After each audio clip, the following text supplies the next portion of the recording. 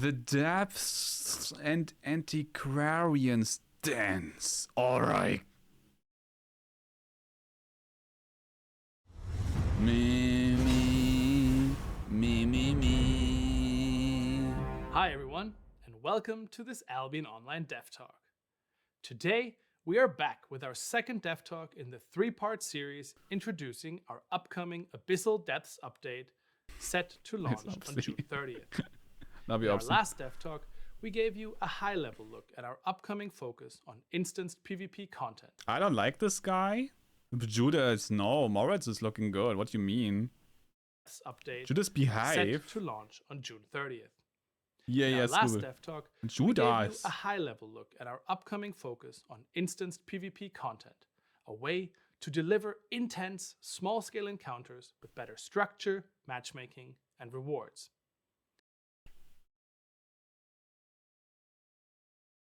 SBI. You know I like to shit on your SBI. What is this chest armor skill? SBI. Who has mending wounds as a chest ability in PvP, man?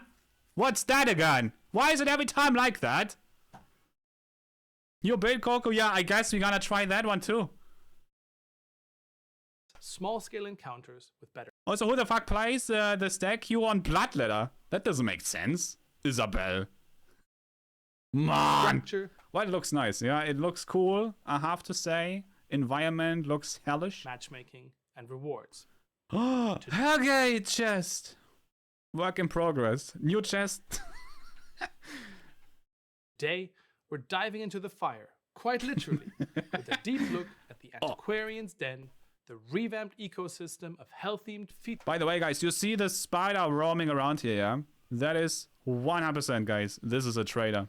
And that's probably the trader you can buy the spider mount from.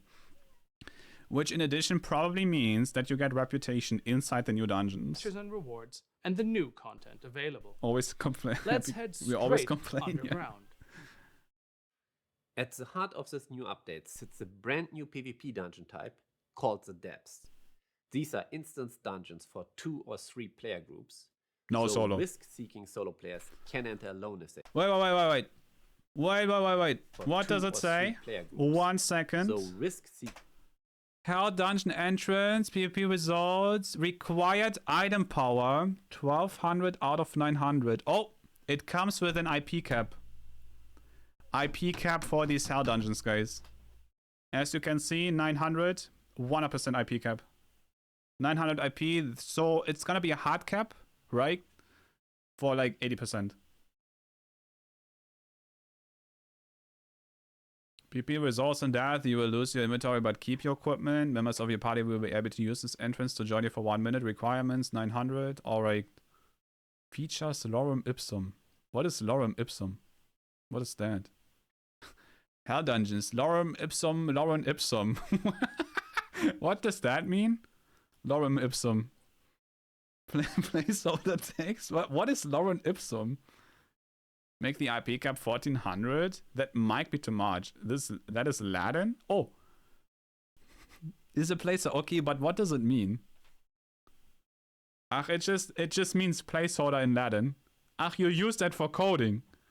They're filler words, but why Lorem Ipsum? Ah yeah, okay. Thanks guys for explaining. I don't know. I didn't know. Thank you guys explaining. Seeking solo players can enter alone if they dare. The Depths are a dungeon-like environment filled with enemies, valuable loot. Oh, that is a big chest. And the most dangerous. Wait. Dungeon-like environment filled with enemies. You see the thing he's carrying around? You see that, guys? It's like a corrupted shard type of thing. 20k chest. So true. Looks like a 20 mil chest, yeah, but you get 5k. Might be the revival shard? But it looks like he's transporting that thing to the chest, right? It looks like. The way he's approaching it and they are waiting on it.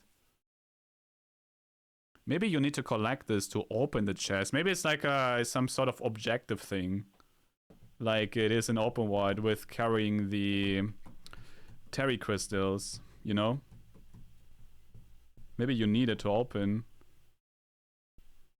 Looks like a brick after Domino's pizza. Yeah, that's Valuable true. loot, and the most dangerous threat of So the mobs are the all same. other players. Players inside must balance risk and reward, deciding when to push deep Oh wait, hopefully you can bring the swords of your allies to the chest instead for better loot. Oh, that'd be nice, imagine. To protect chest, one is for mobility build. better rewards, or when to escape with Maybe, what yeah. they've already collected. Ultimately, success depends on surviving long enough to extract safely with the loot before being overwhelmed. Once you enter the depths, you can't just go back immediately. You and everyone else who entered are trapped inside the dungeon for a limited but undisclosed duration. During this time, your only option is to survive, loot, build your power, or fight. Build your power? Option is to survive, loot, build your power. Build your power? What does that mean, build your power? So he has this like type of thing here which he interacts with the shrine with. Does that mean you'll get like a buff or so? It might be a power shrine like in Abbey, so what? Instead of revive, just increase loot? That'd be so nice. Bro, imagine you go into that dungeon and you shit on your mate just to get more loot for yourself. Or fight. The early stage of the dungeon focuses on clearing rooms of enemies. When all monsters in a room are defeated, the demons reward your efforts with temporary buffs, or sometimes with loot. Oh, nice. Animation, really nice. Holy shit. Wait, watch it again. Demons reward your efforts with temporary buffs, or sometimes with loot.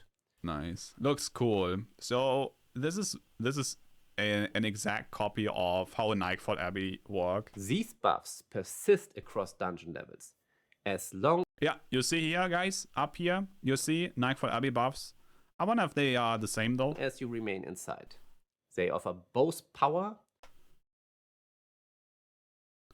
Defense versus mobs and defense. Okay, so it's slightly different than the one in Abbey, but they are very similar. and a strategic incentive to engage with the dungeon's full layout rather than just rushing through. Along the way, players collect souls. Hostile souls come from defeated enemy players, neutral souls from monsters or players who forfeited the dungeon, Okay. and friendly souls from your own fallen allies. These can be carried and used in several ways. Hostile or neutral souls can be offered to the demons at the altar of greed in exchange for loot.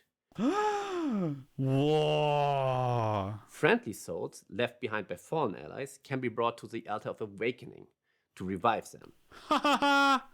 Let's go, bro. I would charge money for me to revive them. This ensures that even if your team suffers losses, a hard-earned victory still gives you a chance to continue the dungeon together, rather Bro, look at the fire rushes into the enemy, bro. He's a fire staff. than leaving one player to face the rest alone. Once a certain amount of time has passed, the exits begin to open. At that point, your group must decide: play it safe and leave the dungeon with what you've earned, or descend to even greater dangers for even greater rewards. Each deeper level increases both the challenge and the potential payout. The third and final layer of the depths is where only the bravest players venture. A place designed for the ultimate confrontation between players. Here, the stakes are at their highest. Within this layer lies the depths treasure vault. To access it, players must locate and carry multiple keys scattered throughout the level and deliver them to the vault. So this is a key. Alright, you need more than one. You need more than one. And probably it's loaded with loot because it's at the end. So it comes in layers, right? 1, 2, 3. And this is probably the third layer. And it's probably kind of hard to get to this place anyways. And then also like rule the place. And then get the chest. And kill everyone in it. So I think this might be good loot, not gonna lie. Even though for an orange zone. Though the riches it offers are high, it doesn't come without risk. Other groups will fight Yeah. for the same reward. And escaping alive becomes more difficult the deeper you stop progress clumping. into the depths. Nice E. The entirety of the depths play out under a new PvP rule set, Orange PvP. This is Albion's new transitional rule set, bridging the gap between knockdown and full loot PvP. Orange means on death, players retain the equipped gear but drop all items in the inventory. This makes it less punishing for new players, while still providing value to kills due to the dropped loot from their inventory. Also, since players don't lose gear, the depths are item power soft capped, and this rule set is also what makes the revival mechanic. It's soft capped, it's not hard capped. Oh, that's a big diff though. That means you have 20% less IP if it's soft cap. If it be hard cap, it'd be 80, just like Hellgates. What is similar to soft cap? I think it's Slayer Corrupted, right? It's also soft cap, if I believe. In the depths possible, because revived players keep their equipment on depths. Slayer, yeah. They're ready to join the battle again after revival. With the depths of No, Arenas is hard cap, and Stalker Corrupted is also hard cap. So yeah, that means if you have, let's say, 1700 IP, it probably reduces your IP to, let's say, 1500 roundabout. offering So that means you can bring big juicy gear into these hell dungeons. Crystal Arena is soft capped? No, it's hard capped. Arena is soft capped? No. Arena isn't soft capped. Arena is hard capped.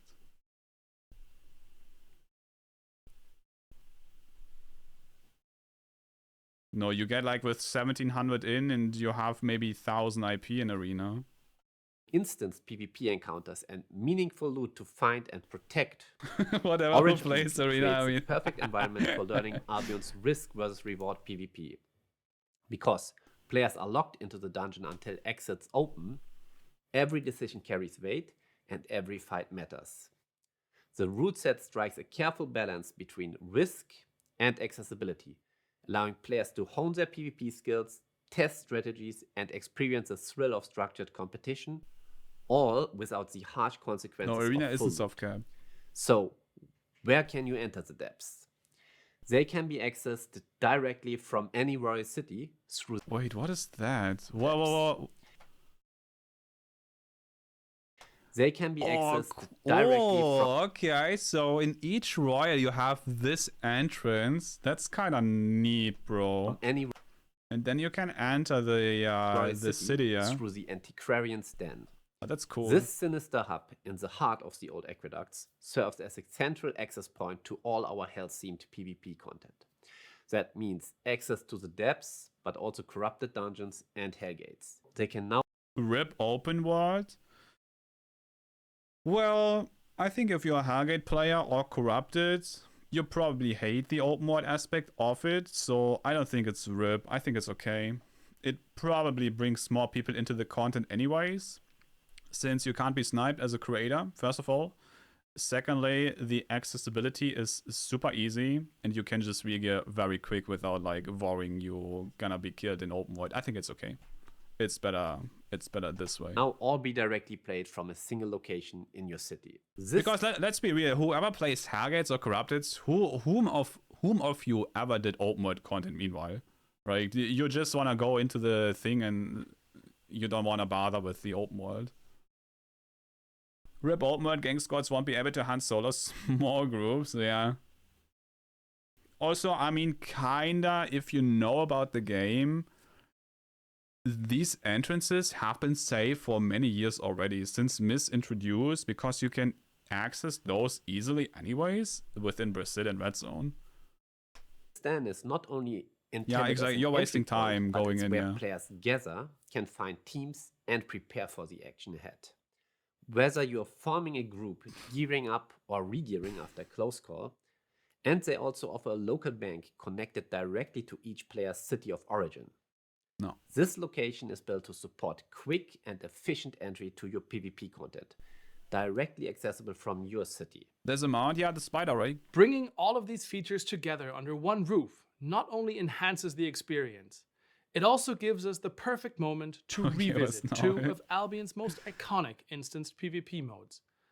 Hellgates and Corrupted Dungeons have now been fully integrated into the Hell-themed ecosystem, and with that, we've taken the opportunity to address some of the most common player feedback.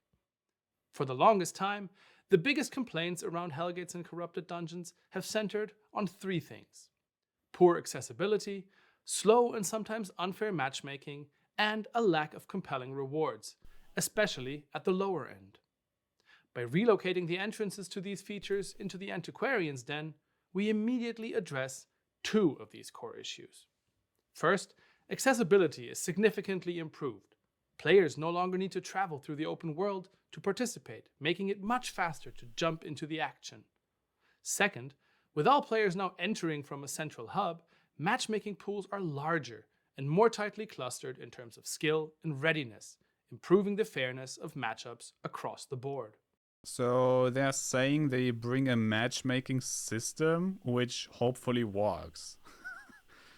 That's what they are saying.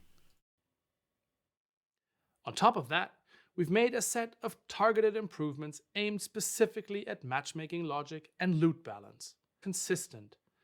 Infamy no longer scales loot, and at the same time, we've raised the baseline loot values across the board, in particular in Corrupted Dungeons, to ensure better rewards from the very first fight. Now, let's talk about the Antiquarian, the shadowy merchant in the den. Oh, merchant. Does it mean higher ranked players can't play if they don't find a match? Well, that has been the issue in the old Corrupteds and old Hellgates, that the matchmaking didn't work properly and people have been running into like AQ3 and crazy people as a fairly new player, which also kind of killed the 10v10 content, so to say, because matchmaking just doesn't exist. But the issue is, if there are not enough people for a good matchmaking, then matchmaking can't work in nature. So I don't know what's the solution here. I really don't know. Offers hellish rewards to those with sufficient antiquarian standing. Oh, it looks nice. Yeah, okay, those. Wait, they have 8 legs? What? Okay, that's the tier 5 spider, tier 8 spider mount. Alright. I wonder what they do. A newly introduced PvP progression system. Antiquarian standing is earned by completing Hellgates and Corrupted Dungeons, or by defeating players and offering their souls to the demons in the depths. All rewards are purchased with favor, with higher tier items requiring higher standing. Okay, you understood it right, yeah? So if you retrieve a soul to these demon shrines, you get reputation, I guess. Which then unlocks the trader, just like any other trader, like Brazilian, the open world trader. Probably goes to 10 mil again. You can go in solo. Did they say you can go in solo? Did I miss that? Available rewards include a hell-themed avatar and matching avatar ring, the demon cape crests from tier 4 to tier 8, and 2 mount babies, the tier 5 hell spinner and the rare tier 8 soul spinner. These spider-like mounts can be raised on your island, and the soul spinner comes with a unique new mount spell. This is... Bro, how fast? Is it just me or is it insanely fast? And the soul spinner comes with a unique new mount spell. How fast is that thing? And bro, what? And the soul spinner comes with a unique new mount spell. This system encourages... Yo, I've never seen such mount. This is husky speed. Long-term progression in the hell-themed content and gives instanced PvP players... Probably has 100 HP. Probably, yeah. So it looks like white. The ability, what does it do exactly? Comes with a it goes into air. It's like Elise from League, yeah? They stole from League. Yeah, exactly. It's Elise from League. Yeah. Mount spell. They stole, bro. They are stealing. This system. Okay, so after you land, you get a move speed bonus, and probably you are immune to any damage while you do it, which means I think this is used for ganking people, not gonna lie. Also, it comes on a 20-second cooldown, it seems like. I think this will be the ganking mount, just because it's so fast. Don't see the immune effect. One thing is for sure, what we see, this is inertia ring, right? This usually slows. That means, and he's not being slowed while being in the air. So I think it gives you CC immunity or like any sort of CC resistance for sure. It might act like the Sky Strider bow. Probably it's the same dynamic. This system encourages long-term progression in the health-themed content and gives instanced PvP players a way to engage meaningfully with Albion's economy. That's it for the second Abyssal Depths Dev Talk, a deep dive into all things Infernal. We're incredibly excited to get this content into your hands and to watch how you tackle the depths, build your strategies, and make these features your own. We can't wait to see what you do with it. Next time, we'll wrap up our 3-part series by talking about the changes we've made to the new player experience and some of the other features included in Abyssal Depths. Until then, thanks for watching, and as always, we'll see you in Albion. I think the biggest thing to learn from this dev talk is that it's soft capped, and that means these goddamn 8.4 masterpiece prices in 7.4, I think they will skyrocket in price, because in the history of Albion, it's the first time ever you do not lose your gear. And since it's being soft capped, you actually have use of IP. So yeah, get yourself, guys. I highly recommend get a Gucci set now before you pay a ridiculous amount for it. It will be power capped in oranges. Don't mind buying 8.4. Yeah, they said it's gonna be a soft cap. They explicitly say it. And a soft cap means 20% less IP, just like in Slayer Corrupted. So you will see a lot of 8.3 people in there. Maybe a bit less because of repair costs. Ah.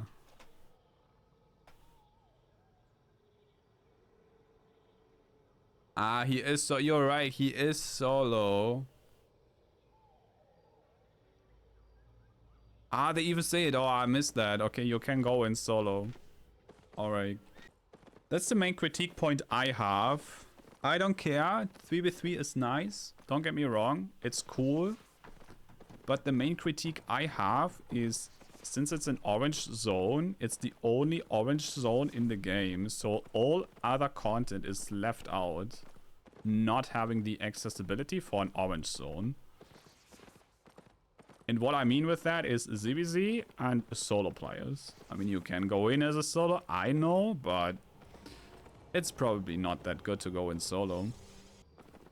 You will see Coco and Egg for Masterpiece, Awaken 800 string gear, egg 3 pots and food sitting next to Orange Zone entrance 1 minute after patch up. Yeah, of course, my bro. Of course I will. I mean, why shouldn't I? The game allows me to, so I use it.